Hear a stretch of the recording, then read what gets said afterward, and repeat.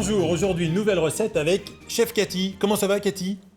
Très bien. On va se faire une petite salade, tous les deux, tranquille, dans un petit saladier. Et puis après on va se la partager, on va manger tout ça. Ça te va? Ouais? Allez, on commence.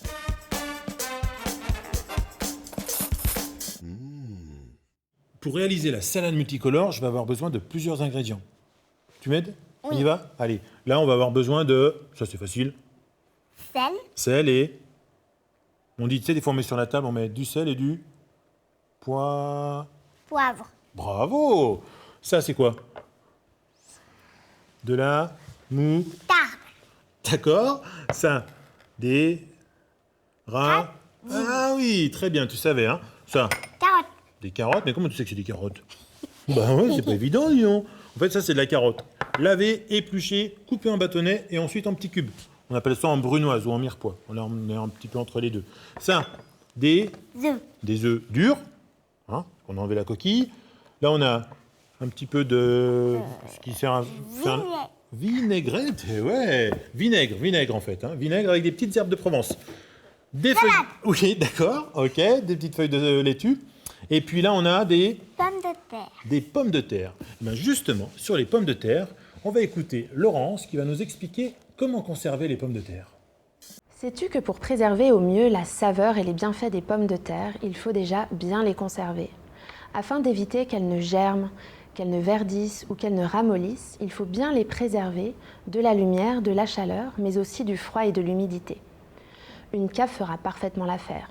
Par contre, si elle est trop froide ou trop humide, vous pouvez également les conserver dans un placard. Alors si des germes apparaissent déjà, il faut bien les retirer avant de consommer la pomme de terre.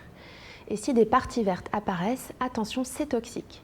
Alors là, je vous conseille de retirer largement la partie verte, ou alors, si vraiment la pomme de terre est trop verte, mieux vaut ne pas la consommer.